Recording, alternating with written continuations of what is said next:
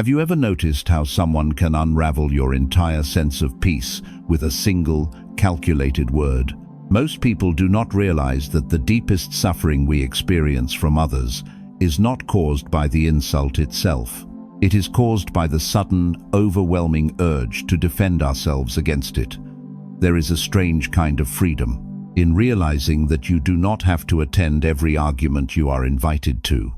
If you have ever felt emotionally exhausted by someone who knows exactly how to provoke you, someone who expertly navigates your insecurities just to watch you react, this is for you. Stay until the end, because the final lesson will entirely change the way you protect your energy and define forgiveness forever. 1. The hidden power of the provocateur.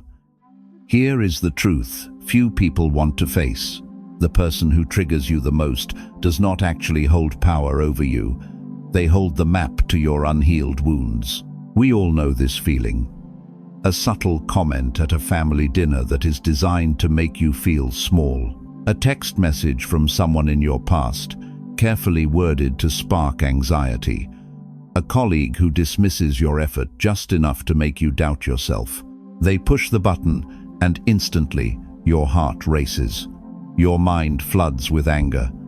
You feel the desperate, burning need to explain yourself, to correct them, to prove them wrong. But in doing so, you hand them the exact control they were seeking. Buddhist wisdom teaches that much of our suffering comes from attachment, and the most dangerous attachment of all is the attachment to our ego.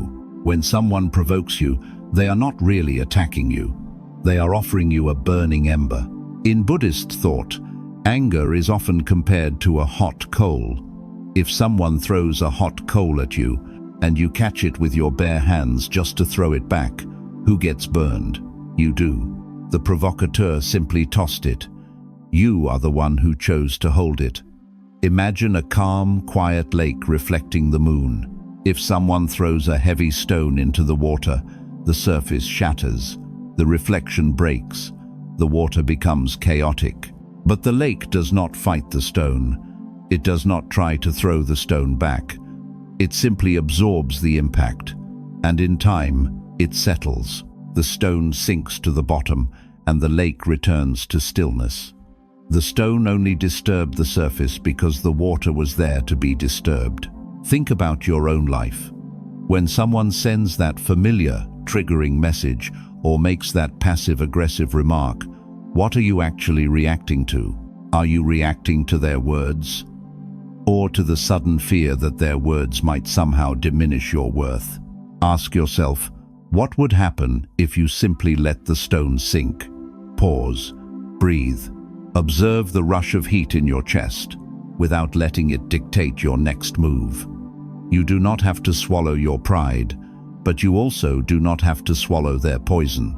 You can watch the provocation arrive, recognize it for what it is, a reflection of their own inner turmoil, and choose not to participate. Because peace is not something you chase by winning an argument. Peace is something you make space for by refusing to engage in the battle at all. But realizing that the coal burns your own hands is only the first step. To truly detach from someone who knows how to break your peace, you must understand why those buttons exist in the first place. And this is where the next truth begins. 2. The illusion of the trigger. What if the button they are so desperately trying to push is not actually attached to anything real? Here is a truth that is difficult to accept when your heart is racing and your mind is flooded with defense.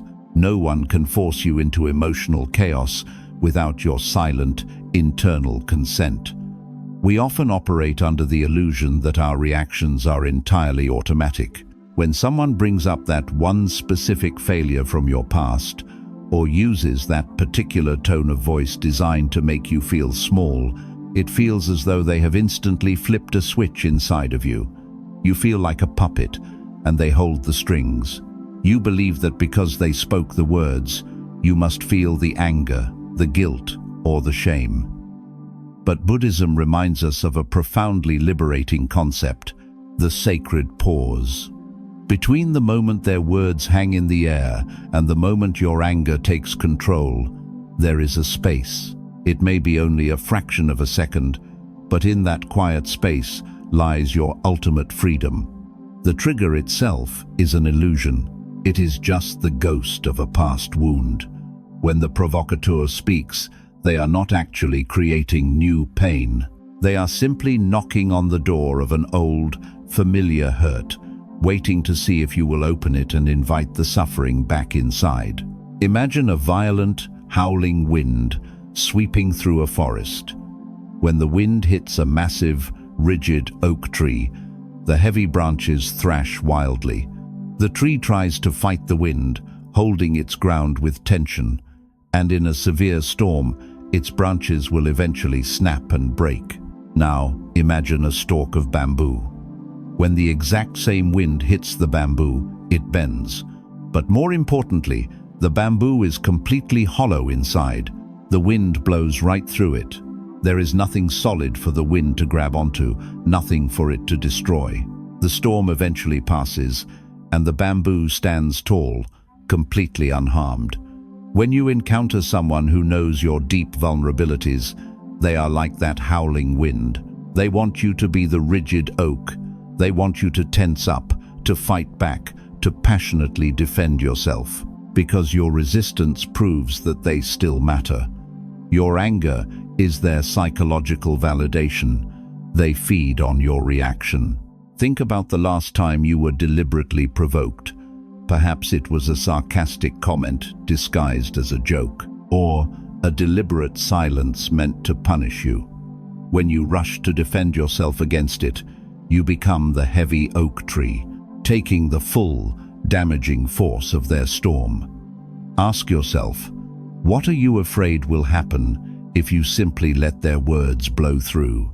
What if you did not rush to defend an ego that does not truly need defending? Pause, breathe, observe the thought without following it. Let the feeling rise without making it your identity. You do not have to be the anger. You can simply be the quiet sky, watching the dark cloud pass by. When they speak the words meant to trigger you, visualize yourself becoming hollow. Let the words pass through the empty space. Do not attach a story to them. Just observe them falling flat onto the ground, because true emotional control is not the absence of provocation. It is the realization that the provocation has nowhere to land. But letting go of your reaction is only part of the journey. What happens when the attack is not just a passing wind, but a deliberate, aimed weapon meant to cause harm? And this is where the next truth begins. 3. The arrow of malice. What if the pain you feel from someone's deliberate cruelty is only half of the suffering you are carrying? Here is the truth few people want to face. The deepest wounds are often not inflicted by the person who hurt you, but by the story you tell yourself after they walk away. When someone who knows you intimately uses that knowledge to hurt you, it feels like a profound betrayal. It is not just a passing comment, it is a calculated strike. A friend who weaponizes a secret you once confided in them. A family member who mocks a fragile dream. You are left spinning, wondering how they could be so cruel. You replay the moment over and over, trying to make sense of a senseless attack, searching for a logical reason why someone would choose to cause you such pain.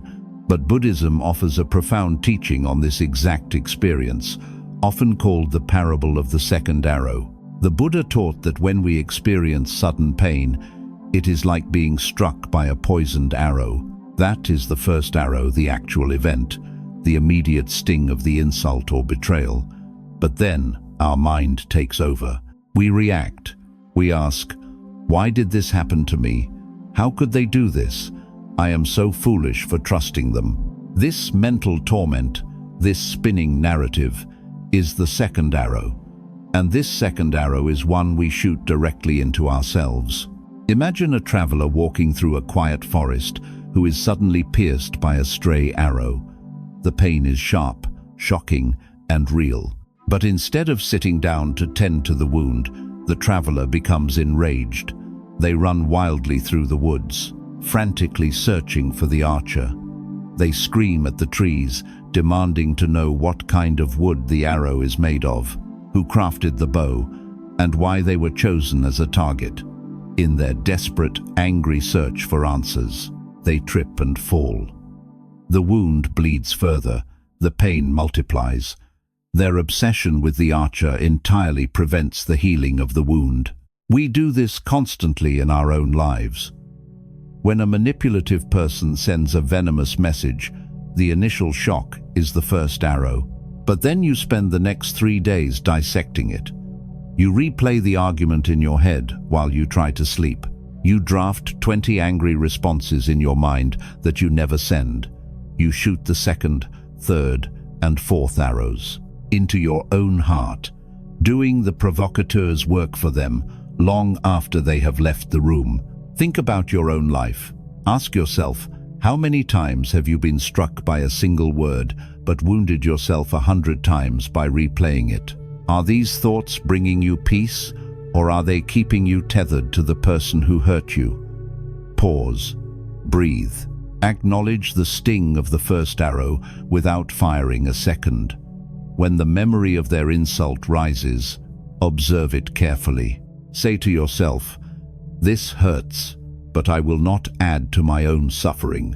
You do not need to understand their malice to heal your heart. You do not have to solve the mystery of their cruelty, because true healing begins the moment you stop obsessing over the person who pulled the bow and start tending to the quiet space they tried to destroy. But how do you stop the mind from firing that second arrow when the urge to defend yourself feels so overwhelming? And this is where the next truth begins. 4. The pause between insult and reaction. What if the most powerful thing you can do when you are attacked is absolutely nothing? Here is the truth that anger tries to hide from you. Your immediate, frantic reaction is almost never your true voice.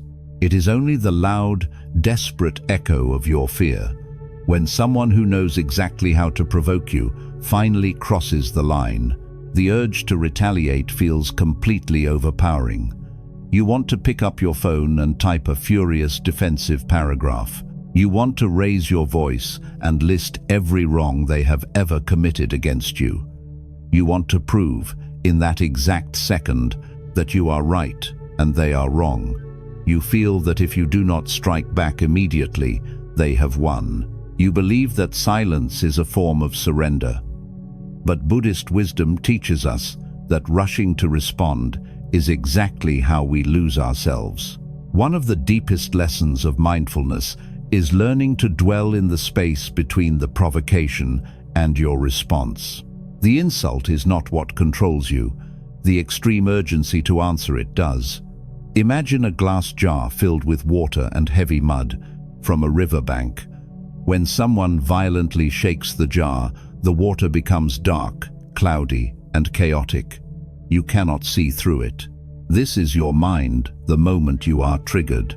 The provocateur has shaken your jar. If you react immediately, if you argue, if you defend, if you try to fix the situation while the water is still spinning, you are only reaching into the jar and vigorously stirring the mud yourself. You only make the water cloudier. But if you simply set the jar down upon a quiet table and step back, something entirely different happens.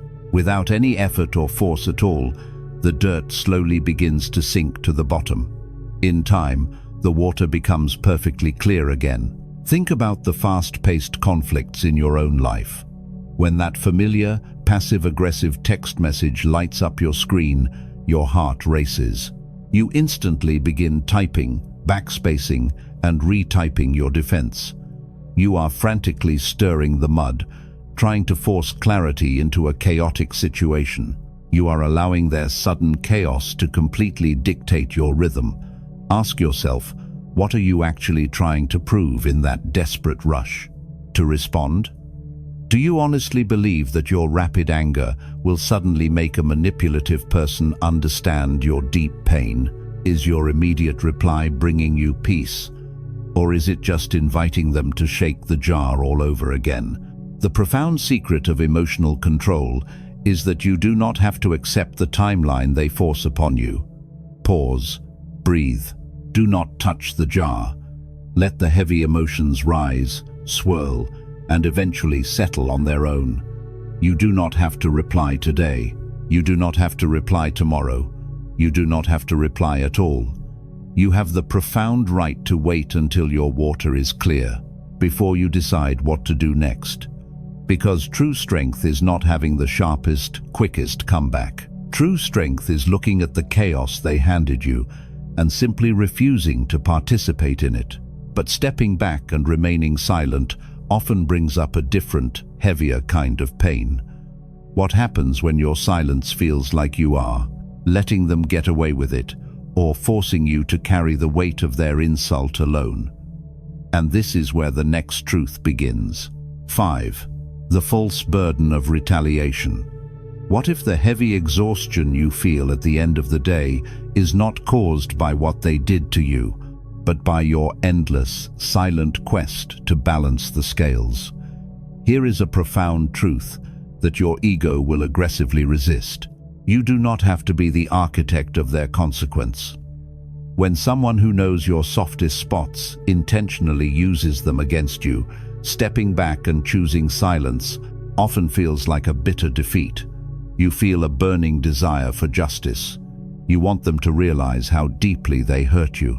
You want to expose their manipulative behavior to everyone else. You convince yourself that if you do not strike back, if you do not force them into an apology, they have somehow gotten away with it. You believe it is your duty to teach them a lesson. But Buddhist wisdom teaches a very different reality about the nature of our actions. In Buddhism, the concept of karma is not a system of cosmic revenge. It is simply the inescapable law of cause and effect. When someone acts with malice, deceit, or cruelty, they are planting seeds of suffering in their own mind. Their actions are their burden. They are not yours to carry, and they are certainly not yours to correct. Imagine a traveler who is walking along a peaceful path when a stranger suddenly hurls a jagged, heavy stone at them. The traveler picks up the stone, furious. But instead of dropping it in the grass and continuing their journey, they put the heavy stone into their backpack. They vow to carry it until they find the stranger again, just so they can throw it back. Days turn into weeks. The traveler becomes exhausted, their shoulders ache, and their posture bends under the weight. The stranger is long gone, living their life, completely unaware. The traveler is the only one suffering, entirely crushed by the weight of a stone they chose not to drop. Think about the grudges you are carrying right now. You replay the hurtful conversations in your mind, meticulously crafting the perfect response that will finally make them feel as small as they made you feel. You hold on to the anger, waiting for the perfect moment to return the pain. But all you are doing is carrying their heavy stones in your own backpack. You are sacrificing your own daily peace to maintain a shrine to their cruelty. Ask yourself, who is actually suffering while you plot your retaliation? Is the memory of their insult bringing them pain, or is it only exhausting you? What would happen if you simply accepted that you do not need to win the war they started? Pause, breathe. Let the heavy stone fall from your shoulders. You do not have to fix them. You do not have to punish them. You do not have to force an apology from someone who is committed to misunderstanding you. Leave the scales unbalanced. Let them walk away with their own destructive nature, because a mind that seeks to harm others is already its own punishment.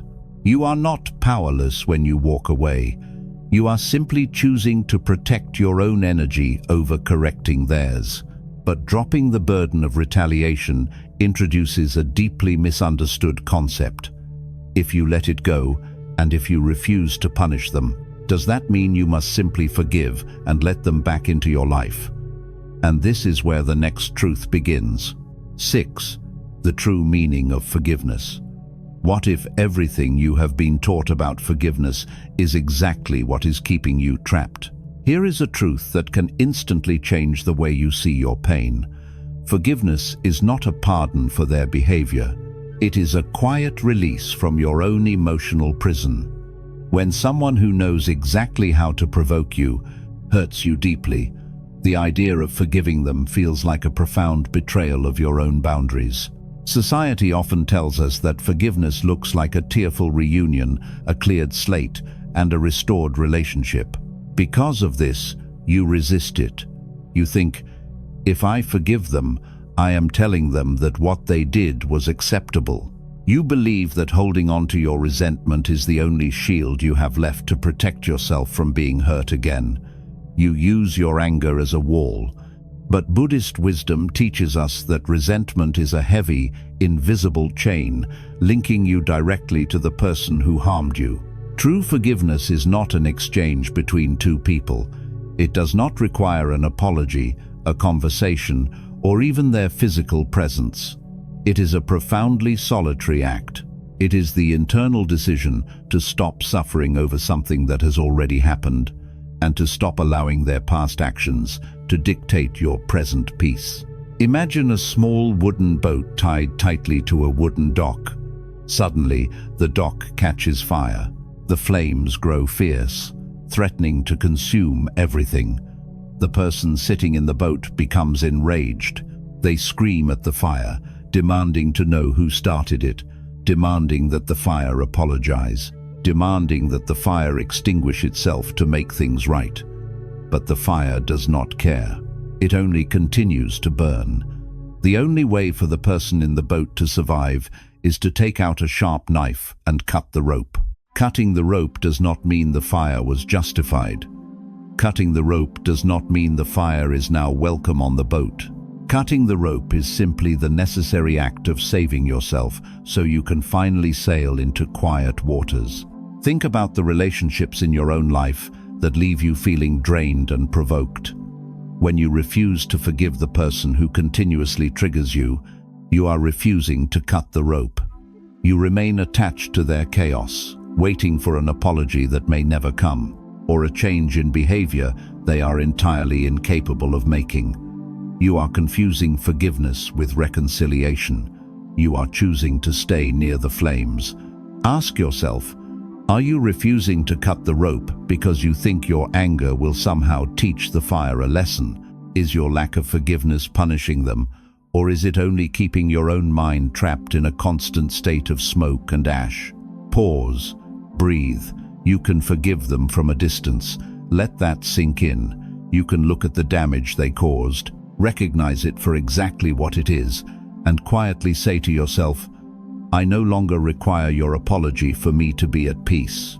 You do not have to confront them. You are not excusing their malice. You are simply deciding that you will no longer let their fire burn your boat. Because forgiveness is simply the deep realization that you no longer have to carry the weight of their choices. But if you cut the rope and forgive them from afar, how do you handle the reality of moving forward? How do you define the boundaries of who gets to stay in your life? And this is where the next truth begins. 7. The open door and the locked gate. What if the most deeply spiritual thing you can do is to permanently close the door on someone you have already forgiven? Here is a truth that goes against everything we are taught about reconciliation. Forgiveness is a mandatory step for your healing, but access to your life is a privilege they do not automatically receive. We often blur these two completely different actions. When someone who knows exactly how to trigger you finally apologizes, or when enough time has passed that your anger fades, a quiet guilt begins to creep in.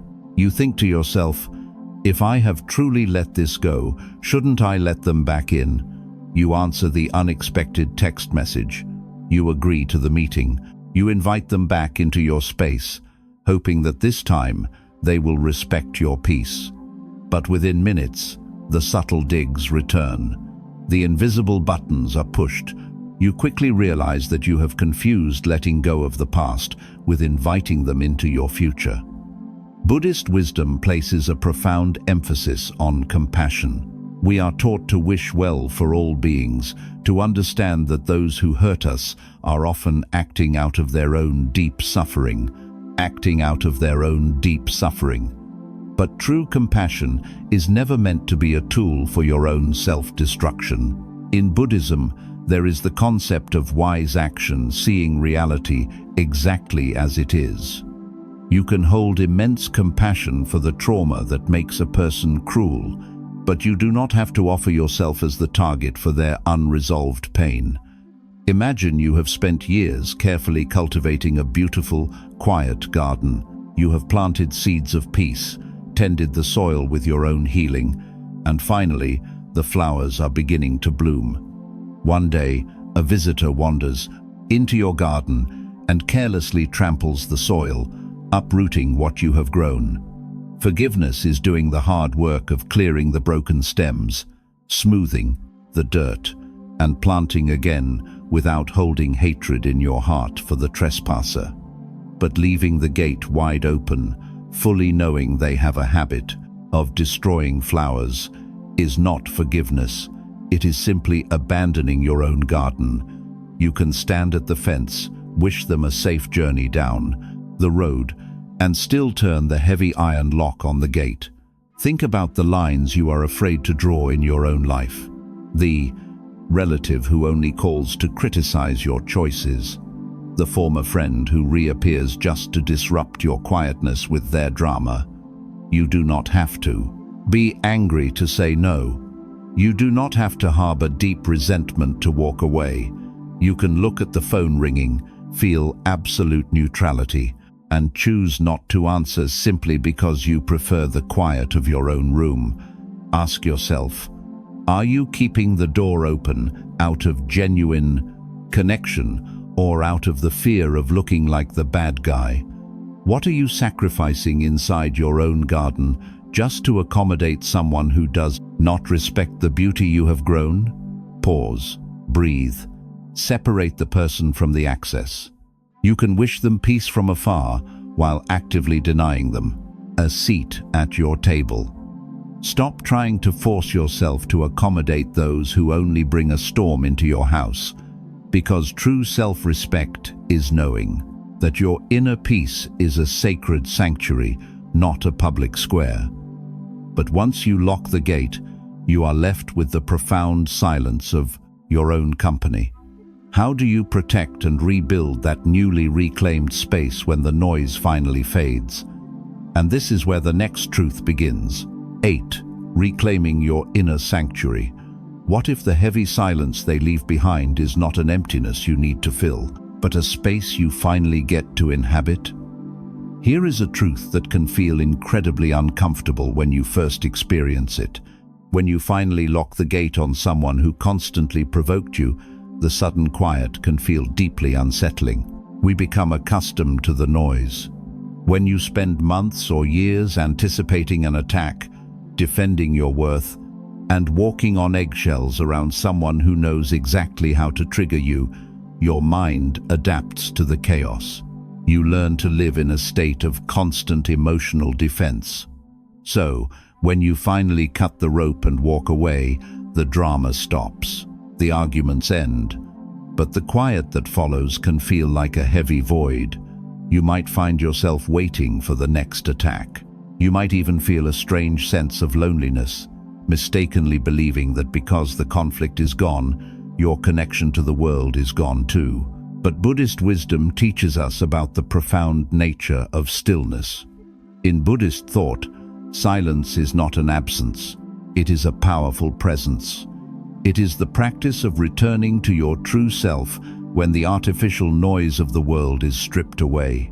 The chaos they brought into your life was never your natural state. It was an intrusion. Imagine a single candle burning inside a room with all the windows thrown wide open. Outside, a harsh, unpredictable wind is blowing. The wind represents the provocateur's chaos, their sudden insults, and their endless demands. Because of the draft, the candle's flame flickers violently. It thrashes side to side, fighting desperately just to stay alive. The flame is entirely consumed by the act of surviving the wind. But when you finally walk over and shut the heavy glass windows, the storm is immediately locked out. For the first few moments, the air in the room is still settling, but soon the flame stops dancing. It stands completely still, burning tall, steady, and bright. The room is suddenly illuminated by its quiet, unwavering strength. Think about the relationships you have recently stepped back from. When you remove a toxic colleague, a dramatic friend, or a manipulative relative from your daily life, you are simply closing the window. At first, you might still feel the residual flicker. You might keep checking your phone, anticipating their anger, or replaying old arguments in the silence. You have spent so much time reacting to their wind that you forgot how to burn steadily on your own. Ask yourself, who are you when you are no longer forced to defend your reality? Are you confusing the sudden absence of chaos with the feeling of loneliness? What beautiful things could you finally illuminate now that your energy is no longer spent fighting the storm? Pause, breathe, sit quietly in the stillness you have just created. Do not rush to open another window just to feel the familiar rush of the wind. Let your flame stabilize. Observe the peace without questioning it, because reclaiming your inner sanctuary is not just about keeping the wrong people out. It is about deeply rediscovering who you are when you are finally left alone. But as you stand in this quiet space, how do you ensure that you will never again be easily broken by the next storm that passes by? And this is where the final truth begins. 9. Becoming the deep water. What if the very person who tried to destroy your peace is the exact reason you finally learned how to protect it? Here is the quiet truth that brings this entire journey together. You cannot control the hands that try to push your buttons, but you can completely dismantle the buttons. When we started, we looked at the overwhelming urge to defend yourself against someone who knows all your vulnerabilities. We felt the immediate sting of the first arrow, the exhausting burden of trying to retaliate, and the profound confusion of trying to forgive someone who is still holding a match. But as you step back, as you let their words pass through you like wind through bamboo, something beautiful begins to happen. You stop simply surviving their chaos, and you start living deeply in your own clarity. Buddhist wisdom teaches us that the ultimate goal of non-attachment is not to become cold or unfeeling. It is to become completely unshakable. It is the realization that your true self, the quiet, observing awareness, beneath all of your thoughts, cannot truly be harmed by another person's malice. Imagine the vast, endless expanse of the ocean. On the surface, the water is entirely at the mercy of the weather. A sudden, violent storm can whip the waves into a crashing frenzy. The wind can turn the water dark, loud, and turbulent. If you live entirely on the surface of the ocean, you will spend your entire life fighting the weather. But if you sink just a few 100 feet below, everything changes. In the deep water, there are no crashing waves. There is no turbulence. There is only a profound, heavy, unbroken stillness. The storm may still be violently raging above, but in the depths, it simply does not matter. The deep water does not fight the storm. It just remains exactly what it is. Think about the transformation you are walking through right now. For so long, you lived entirely on the surface of your own emotions. When the provocateur arrived with their carefully crafted insults, they created massive waves, and you felt as though you were drowning in the desperate need to defend yourself. But every time you pause before reacting, every time you choose not to fire the second arrow, and every time you turn the heavy lock on your gate to protect your inner sanctuary, you are sinking deeper into your own ocean. Ask yourself, do you truly need them to understand your worth anymore? Do you still need them to admit they were wrong? Or are you finally ready to let them keep their frantic storm while you keep your deep, quiet peace? Pause. Breathe. Look back at the person who triggered you so deeply. They were trying to break your spirit, but all they did was point out exactly where you needed to heal. You can let the heavy anger go. You can let the endless need for justice dissolve. You have reclaimed your space. You have remembered who you are. You do not have to be angry to stay safe. You do not have to fight what is provoking you. True self-respect is looking at the chaos they are offering and politely declining the invitation. If these lessons touched your heart, share this video with someone who may need a little more peace today. You can let go now.